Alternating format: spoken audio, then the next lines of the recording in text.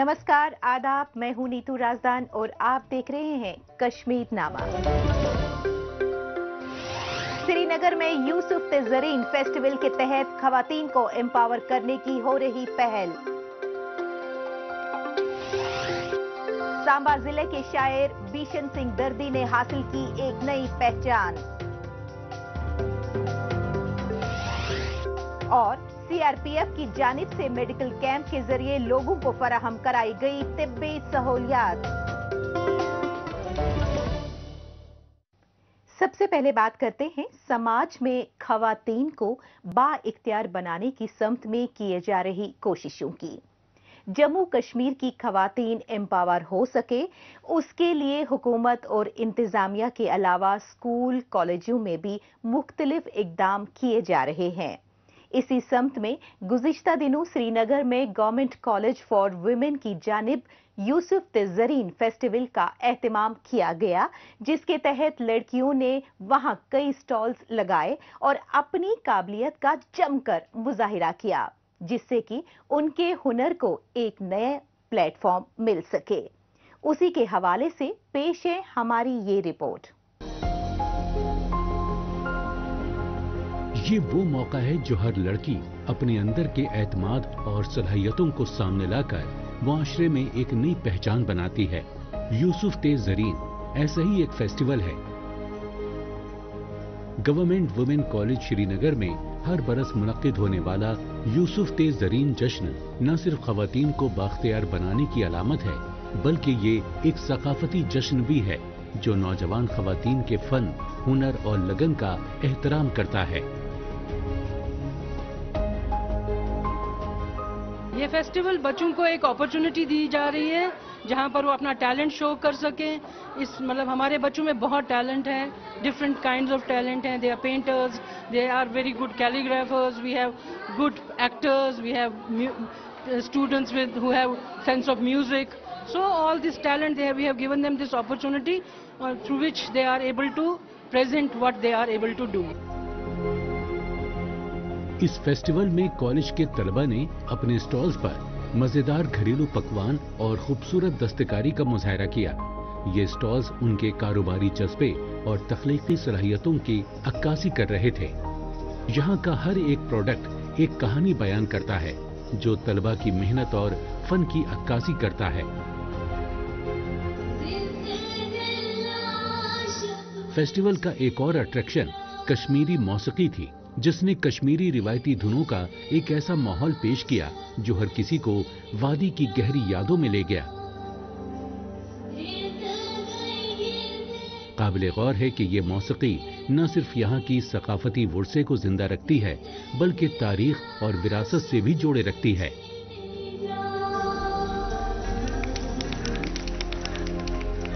हमारे कॉलेज ने एक 2 दिन का फेस्ट रखा है, ऑटम फेस्ट। इसका नाम यूसुफ ते ज़रीन है। तो through this children will be able to showcase their talent in many forms. First of all, inside the auditorium we have many performances. We have dances, we have plays, we have Romeo and Juliet. उसकी Kashmiri adaptation हमने रखी है। तो सारे बच्चे who are actors, who don't have a platform or maybe who wanted to show that they're good actors, they got a chance in this fest. And as you can see, we have multiple stalls here. We have food, we have games, we have gadgets, toys, everything. Girls के लिए काफी अच्छा because even girls from rural and urban areas they're coming forward and they're doing something. They're starting their own startups. So definitely it's a good initiative. ऐसी चीजें होनी चाहिए। Indeed, ऐसी चीजें होनी चाहिए। Positively yes, yeah. लद्दाखी रक्स की पुरकशिश परफॉर्मेंस भी इस फेस्टिवल का हिस्सा रही। ये डांस परफॉर्मेंस न सिर्फ सकाफती तनव्वु का जश्न मनाती है, बल्कि मुख्तलिफ कम्युनिटीज के दरमियान समझ और तालमेल बढ़ाने का एक बेहतरीन तरीका भी है।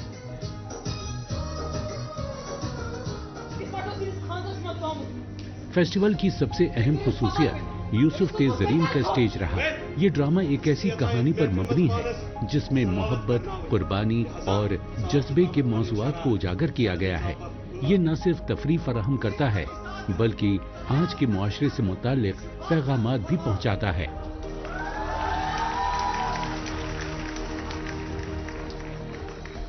बहुत मिलता है ऐसे फेस्ट, मुझे लगता है लगने चाहिए, बिकॉज एक किस्म का आइडिया मिलता है बच्चों को what we have to do, एक किस्म का you need to know what you are doing in all of these stalls and how these things are set up and the effort and time it takes to set all of these things up. जैसे कि मैंने कहा कि this is all homemade, तो you need to prepare for like a week और so before you set up all these stalls, so it's really motivating. तो ऐसी चीजें होनी चाहिए. जी बिल्कुल, ऐसी चीज़ें होनी चाहिए. हर एक कॉलेज में, हर एक यूनिवर्सिटी में ऐसे इनिशिएटिव लेने चाहिए कॉलेजेस को, यूनिवर्सिटीज़ को, टू काइंड ऑफ ऐसे लड़कियों को भी थोड़ा होता है कि यस, एक सेंस ऑफ आइडिया मिलता है what they have to do. इस तरह के फेस्टिवल खवातीन के लिए एक प्रोग्राम नहीं है, बल्कि एक स्टेज है जहां वो अपनी आवाज को पहचानने और अपने हुनर को उजागर करने का मौका पाती हैं, जिससे उन्हें अपनी सलाहियतों का एहसास होता है. जम्मू कश्मीर में मुसलसल किए जा रहे इस तरह के इक़दामात एक ऐसी तरगीब है जो हर खातून को अपने ख्वाबों को हकीकत में बदलने की ताकत देती है.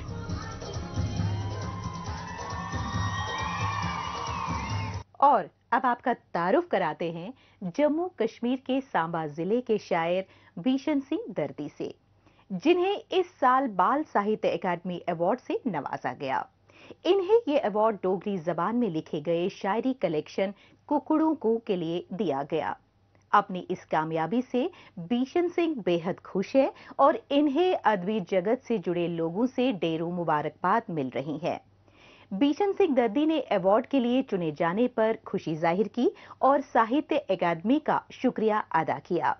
इस अवार्ड ने इन्हें अपना अदबी सफर जारी रखने के लिए नई तरकीब दी है. उनका अभी तक का ये सफर कैसा रहा और वो इनसे कैसे जुड़े, इन सब के बारे में आइए जानते हैं खुद बीशन सिंह दर्दी जी से. बीशन सिंह जी, आपको बाल साहित्य अवार्ड 2024 के लिए बहुत बहुत मुबारकबाद. मेरी ओर से धन्यवाद सबको बधाई. ये अवार्ड सिर्फ मेरा नहीं है, ये सारे डोगरों का है, सारे मेरे गांव वासियों का है, मेरे शहर वासियों का है, मेरे देश का है. तो सबको बधाई है. मेरे जैसे मुझे बधाई है, ये सारे बधाई के पात्र हैं. सर, सबसे पहले आप अपने सफर के बारे में बताइए. मेरा सफर जो है, ये बचपन से ही मुझे गाने का शौक था. और मेरे ननिहाल यहाँ से कोई 5 किलोमीटर दूर है. वहाँ रामलीला होती थी. तब ये मनोरंजन के साधन कोई ज़्यादा नहीं थे, ये रामलीला वगैरह होती थी, तो सारे लोग बड़े चाव से देखते थे ये प्रोग्राम. मैं रिहर्सल के दिनों से लेके पूरी रामलीला तक मैं अपने ननिहाल में चला जाता था और वो पूरी रामलीला में देखता था. बचपन से ही शौक़ था. मेरी आवाज़ भी अच्छी थी, तो जब रामलीला का पर्दा बंद होता था तो उसके बाद मुझे वो गाने का मौका मिलता था स्टेज पे. आपका डोगरी में लिखने का सफ़र कैसे शुरू हुआ?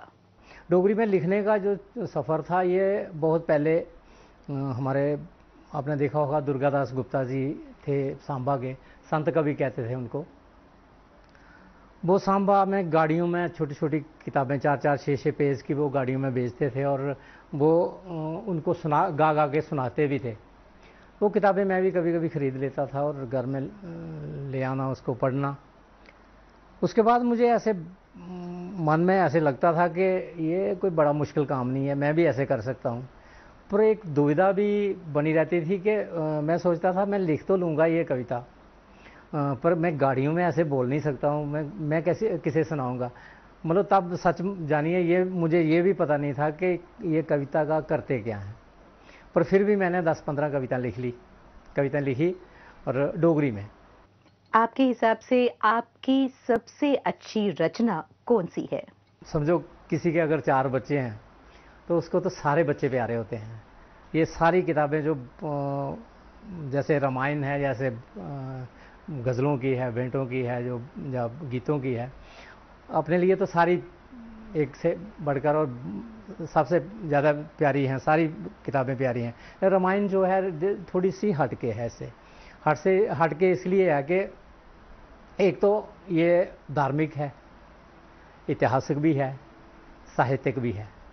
मतलब इसमें ये है, और एक ही छंद में ये सारी, राम जन्म से लेकर सीता जन्म से लेकर लव कुश तक, एक ही छंद में ये सारी रामायण पोइट्री में है, पूरी एक छंद में. तो ये इसकी विशेषता है. सर, सरकारी नौकरी से इस तरफ आने का एहसास कैसा रहा?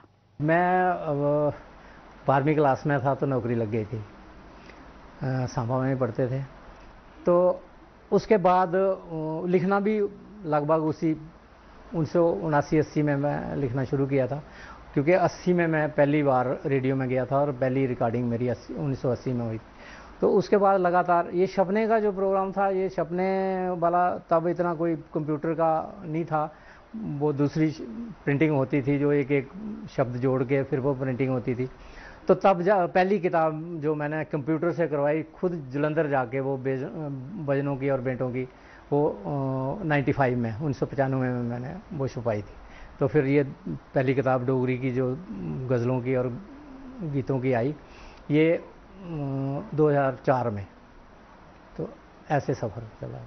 अच्छा, आपकी किताब कुकड़ू कू की क्या खासियत है? कुकड़ू कू की सबसे बड़ी खासियत है कि इससे मुझे बाल साहित्य पुरस्कार मिला है, राष्ट्रपति अवार्ड मिला है इसी साल 2024 का। इसी किताब पे मुझे ये अवार्ड मिला हुआ है। ये बाल साहित्य मतलब बच्चों के लिए कविताएं हैं, बच्चों के लिए कविताएं हैं। इसका ये एक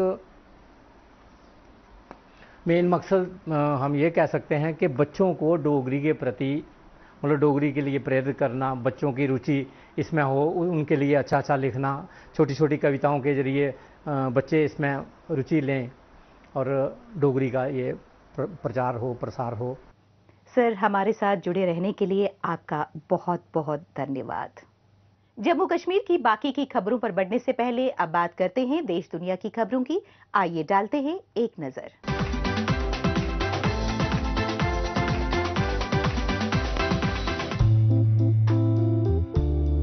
इस ऑटम सीजन में योकोहामा शहर 4 रोजा प्रोग्राम लाइव योकोहामा के दौरान मौसीकी से गूंज उठा।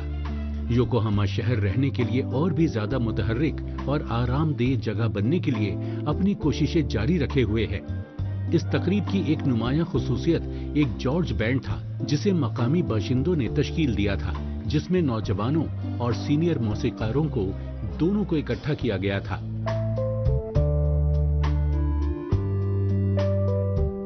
उन्होंने मकबूल एनिमे गानों की जैज पेशकश से सामीन को खुश किया। योकोहामा का जैज से गहरा ताल्लुक है। 1925 में शहर ने अपनी पहली जैज परफॉर्मेंस की मेजबानी की और 1993 तक एक डेडिकेटेड जैज कैफे खुल गया था। आज 40 से ज्यादा मकामात के साथ बशमूल जैज परफॉर्मेंस दिखाने वाले लाइव हाउस योकोहामा को जैज म्यूजिक के लिए दुनिया के अहम शहरों में से एक के तौर पर जाना जाता है।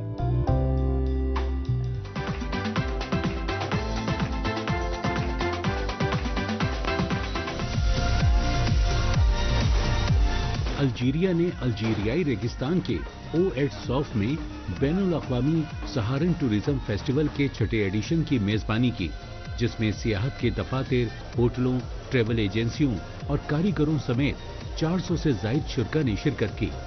4 रोजा इवेंट का मकसद अल्जीरिया में सियाहत को फरोग देना था। खासतौर पर रेगिस्तान में इस इलाके के सकाफती वर्से को उजागर करने के लिए फोक म्यूजिक परफॉर्मेंस और सरगर्मियां भी शामिल थी।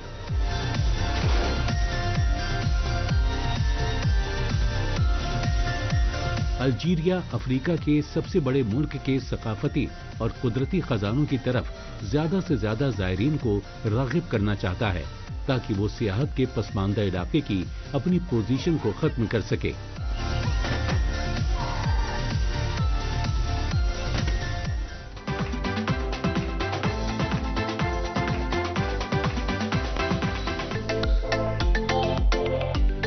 योकोहामा सिटी ने ग्लोबल स्टार्टअप कंपनियों की मदद के लिए एक टेक हब योकोहामा का आगाज किया है, जो इनोवेशन को फरोग देने की जानिब एक अहम कदम है। इस लॉन्च इवेंट में मुस्तकबिल के कारोबारी रहनुमाओं को इस कामयाबी का जश्न मनाने के लिए एक साथ लाया गया।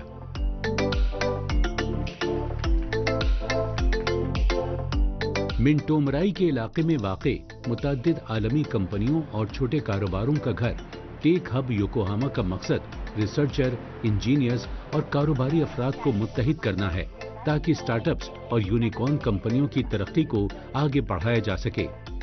टेक हब योकोहामा नए कारोबार को फरोग देने के जज्बे को उभारता है।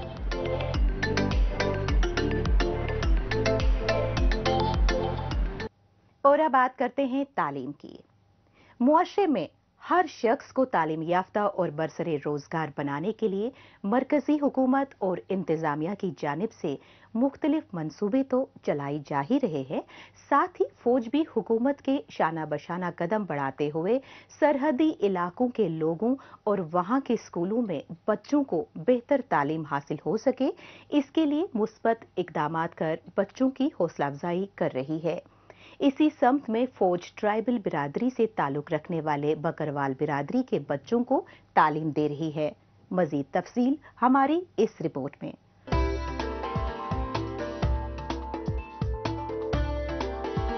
बकरवाल बिरादरी के लोग यायावर होते हैं। मवेशियों पर मुनहसिर इस बिरादरी के लोग मौसम में आने वाली तब्दीली के साथ अपना ठिकाना बदलते रहते हैं। एक जगह से दूसरी जगह ठिकाना बदलने वाली इस बिरादरी से ताल्लुक रखने वाले बच्चे भी पढ़ लिख कर आगे बढ़ें, इस पर तवज्जो मरकूज करते हुए जम्मू कश्मीर के अखनूर के दुर्देही इलाके में फौज की जानिब से बकरवाल बिरादरी से ताल्लुक रखने वाले बच्चों को टेंट लगाकर बेसिक और प्राइमरी तालीम मुहैया कराई जा रही है, जिससे कि उन बच्चों को भी तालीम हासिल करने के बाद मुस्तकबिल में कुछ बेहतर करने का मौका मिल सके। हमारे बकरवालों के बच्चे अक्सर अनपढ़ थे और आज तक हमें किसी ने ये बात नहीं पूछी कि आपके बच्चे अनपढ़ क्यों रहते। लेकिन यहाँ हमें सीओ साहब के बहुत बहुत शुक्रगुजार है, जो बॉर्डर सेक्टर का है। इसने हमारे बच्चों को बहुत बड़ी सहूलत दी गई है। हमारे बच्चों को स्कूल दिया गया, हमारे बच्चों को राशन पानी दिया गया, हमारे बच्चों को पढ़ा रहे, हमारे बच्चों को खेल सिखा रहे। हमें इस बात की बहुत बड़ी उम्मीद बढ़ रही है कि हमारे बच्चे पढ़ के कहाँ यहाँ देश की रक्षा करेंगे और आगे टीचर बनेंगे और हमारी किस्मत बदल जाएगी। इसलिए हम इंडियन आर्मी का जितना शुक्रगुजार करते हैं इतना हमारे लिए कम है। इस बात का बहुत धन्यवाद। बकरवाल बिरादरी मौसम में आने वाली तब्दीली के साथ अपना ठिकाना बदल लेती है। इसके साथ इनके बच्चे भी होते हैं।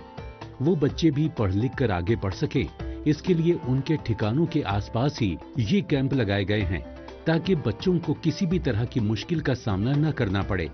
इस कैंप में बच्चों को फ्री तालीम मुहैया तो कराई ही जाती है, साथ ही फ्री कॉपी और किताबें भी दी जाती हैं।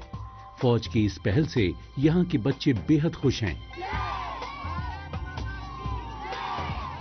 यहाँ से बच्चे गुजरते थे, उन्होंने वर्दी पहनी हुई थी और वो स्कूल जाते थे, तो हमारा वाहन भी कहता था स्कूल जाने को, तो हम स्कूल नहीं जाते थे। तो हमें इंडियन आर्मी ने एक स्कूल दिया, हम स्कूल जाते हैं। अब हम इंडियन आर्मी का बहुत बहुत शुक्रिया अदा करना चाहते हैं। हम पढ़ेंगे लिखेंगे और बड़े होंगे तो इंडियन आर्मी की सेवा करेंगे।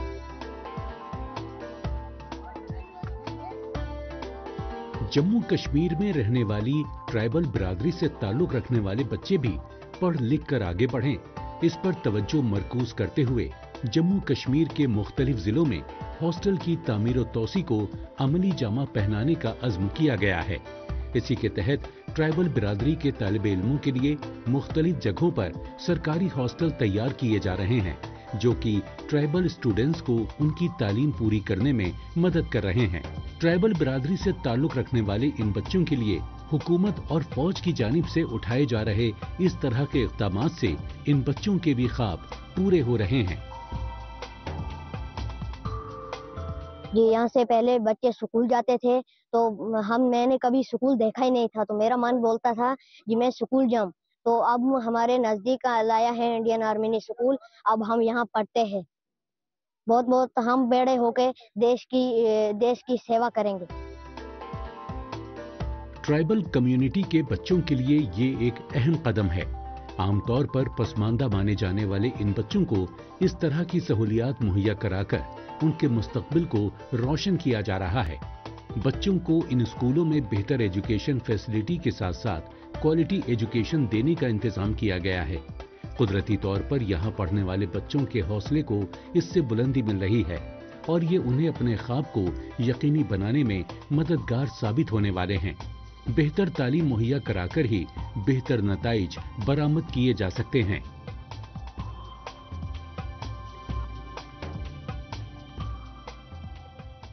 आगे बढ़ने से पहले आइए डालते हैं एक नजर सोशल मीडिया पर, जहां पर जम्मू कश्मीर की कई छोटी बड़ी खबरें सुर्खियों में हैं।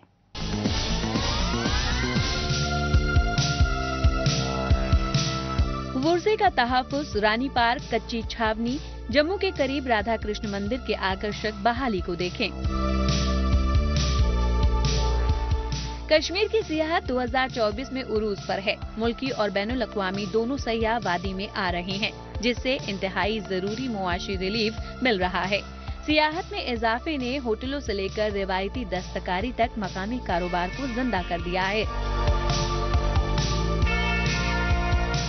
श्रीनगर इंतजामिया ने government BEd college, MA road Srinagar में जम्मू कश्मीर JKSSP के ताउन से कांस्टेबलों की तकरूरी के सिलसिले में तरबियत का एहतमाम किया। इंडियन आर्मी ने मेडिक ऑन फुट मुहिम के तहत चुंटीवारी गांव में तिब्बी मुआयना किया। बुजुर्ग रिहायशियों समेत मकामी लोगों का मुआयना किया गया। इस इकदाम का मकसद तिब्बी हंगामी हालात के दौरान देहातियों की मदद करना और गुरेज वैली में इंडियन आर्मी और कम्युनिटी के दरमियान ताल्लुकात को मजबूत बनाना है। आखिर में बात करते हैं सेंट्रल रिजर्व पुलिस फोर्स यानी CRPF की जानिब से जरूरतमंदों को तिब्बी सहूलियात मुहैया कराने के मद्देनजर मेडिकल कैंप के एहतमाम की। हिफाजती अमले और आवाम के बीच रिश्तों को मजबूत बनाने के लिए वक्तन फवक्तन CRPF की जानिब से इस तरह के मेडिकल कैंप का इक़दाम किया जाता रहा है। इस सिलसिले में गुज़िश्ता दिनों गांदरबल जिले में भी मेडिकल कैंप का इनेकाद किया गया। इस मेडिकल कैंप के जरिए लोगों को बड़ी राहत पहुंचाई गई। इसी के हवाले से पेश है हमारी ये रिपोर्ट। जब भी मौसम में तब्दीली दर्ज होती है, लोगों को मुख्तलिफ किस्म की जिस्मानी परेशानियां शुरू हो जाती हैं। हर किसी को बेहतर तिब्बी सहूलियात फराहम हो सके, इसके लिए जम्मू कश्मीर हुकूमत कोशा है। यहाँ के अस्पतालों में हर तरह की सुविधा बहाल की गई है। इसके अलावे हिफाजती अमले की जानिब से समय समय पर मेडिकल कैंप का एहतमाम होता रहता है, जिससे आवाम काफी मुस्तफिद होते हैं। इसी कड़ी में गुज़िश्ता दिनों CRPF की 39वीं बटालियन की जानिब से गांदरबल के सफापुरा में सिविक एक्शन प्रोग्राम के तहत मेडिकल कैंप और मुशावरती कैंप का एहतमाम किया गया, जिसका इफ्तिताह CRPF कमांडेंट ने किया। तमाम इलाके के लोग शामिल हुए और लोगों को free health checkup, free medical checkup और मेडिसिन डिस्ट्रीब्यूट किया गया। इसका उद्देश्य रहा कि लोगों में हेल्थ अवेयरनेस आए और हेल्थ के प्रति जो लोगों की जागरूकता है और जो समस्याएं इलाके की है वो अधिक से अधिक तरीके से एड्रेस कर पाए। हमने जो साइट का सिलेक्शन किया वो हमारा ईदगाह है, जो मरकजी जामिया इस्लामिया मस्जिद के प्रांगण में है, और यहाँ लोगों का जो टर्नअप है वो बहुत अच्छा है और लोगों में जो उत्साह मैं देख पा रहा हूँ और जो लोगों में जो मैं इनकरेजमेंट देख रहा हूँ वो काबिले तारीफ है। और 49 बटालियन की तरफ से उनके हेल्थ चेकअप का इंतजाम, उनके मेडिसिन का इंतजाम और उनको हेल्थ अवेयरनेस देने का इंतजाम हमारी पूरी टीम कर रही है। और आने वाले समय में भी हमारी कोशिश रहेगी कि इस इलाके में इस तरह के और कैंप हम ऑर्गेनाइज करें। हिफाजती अमले और आवाम के बीच रिश्तों को मजबूत बनाने की ये अलामत है। उनके साथ राबिता कायम करने, उनकी मुश्किलों को आसान बनाने का ये जरिया है। सिविक एक्शन प्लान और ऑपरेशन सद्भावना लोगों के साथ जुड़े रहने की एक कड़ी है।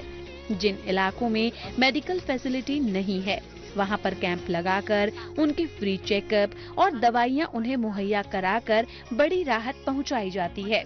ये दवाइयां महंगी होती हैं और ये उन्हें यहां पर फ्री में दी जाती हैं, ताकि उन्हें जिस्मानी परेशानियों से छुटकारा मिल सके। लिहाजा लोगों को इस तरह के कैंप के एहतमाम का इंतजार रहता है। यहाँ पे आज प्रोग्राम मुनक़िद हो रहा है, इसके लिए हम दिल की उम्मीद गहराइयों से शुक्रिया अदा करते हैं उन लोगों का जिन्होंने यहाँ पे ये मुनक़िद किया है, क्योंकि इससे एक मैसेज जाती है आवाम में। इतने मसले मसाइल है लोगों में जो अगर बयान करें तो उसके लिए टाइम होना चाहिए, लेकिन आज का ये दिन हमारे लिए काफ़ी मायना रखता है। वो इस तरह से कि यहाँ पे काफ़ी गरीब लोग जो है जिनके पास पैसे नहीं होते हैं मेडिसिन के लिए, या वो अपने आप को इलाज कराए श्रीनगर जाना पड़ता है, उनके पास किराया नहीं होता है। ये जो स्टेप यहाँ पे उठाया गया है CRP की तरफ से, ये काफ़ी मतलब हम क्या कहते हैं, काफ़ी रेस्पेक्ट हम देते हैं उनको कि उन्होंने यहाँ पे ये प्रोग्राम मुनक़्क़िद किया। इससे जो भी गरीब आवाम है उनको काफ़ी मदद और सहूलियत फराहम होगी। लोगों को बेहतर तिब्बी सहूलियात फराहम करने में मेडिकल कैंप का अहम रोल होता है। हिफाजती अमले के जानिब से वक्तन फवक्तन इस तरह के कैंप का एहतमाम किया जाता है ताकि उन्हें अपने रूटीन चेकअप कराने के लिए कहीं और न जाना पड़े। इसके लिए यहाँ पर उन्हें तमाम तरह की सहूलियात मुहैया कराई गई। लोगों को अपना ख्याल रखने को लेकर भी बेदार बनाने पर गौर किया गया। इस तरह की सहूलियात के फराहम होने से यहाँ के आवाम काफी खुश हैं और वो फौज का शुक्रिया अदा कर रहे हैं। मेडिकल कैंप जो हो रहा है यहाँ पे बहुत ही बढ़िया शानदार हो रहा है। जो 49 CRPF बटालियन ने यहाँ निकात किया, जो इनके कमांडेंट साहब है, we are highly thankful to him कि ऐसा मेडिकल कैंप मैंने शायद पहली दफ़ा देखा है। सफापुरा में यहाँ पे करते थे मेडिकल कैंप, लेकिन इतने शानदार नहीं थे। यहाँ पे आप मेरे पीछे देख रहे हो कितने लोगों की एक कसीर तादाद है, बच्चे भी हैं, स्कूल बच्चे भी है और मेडिकल फैसिलिटीज़ है और जो ये डॉक्टर साहिबान हैं वो भी देख रहे हैं और जो मेडिकल जो मेडिसिन है वो भी यहाँ पे दे रहे हैं और जो बड़े ही जो मौजूद मर्ज के लोग हैं उनको आगे फिर टेस्ट के लिए भेज रहे हैं। तो ऐसे कैंप का इनेकाद होना बहुत ही अच्छा लग रहा है इस सोसाइटी में। बेहतर तिब्बी सहूलियात हर किसी की बुनियादी जरूरत है। बीमार होने पर उसका इलाज जरूरी होता है। इसमें थोड़ी लापरवाही से इंसान की मुश्किलें बढ़ जाती हैं, फिर चाहे वो बच्चा हो, जवान हो या फिर बुजुर्ग। दूर दराज के इलाकों में इसी को ध्यान में रखकर मेडिकल कैंप लगाए जाते हैं और उससे तमाम उम्र के लोग मुस्तफीद होते हैं। मौसम में तब्दीली दर्ज होने के साथ पैदा होने वाली जिस्मानी परेशानियों पर गौर करते हुए इसके एहतमाम पर तवज्जो मरकूज की जाती है। इस हफ्ते बस इतना ही। हमें दीजिए इजाजत। अगले हफ्ते इसी दिन इसी वक्त फिर होगी मुलाकात। तब तक के लिए नमस्कार, खुदा हाफिज।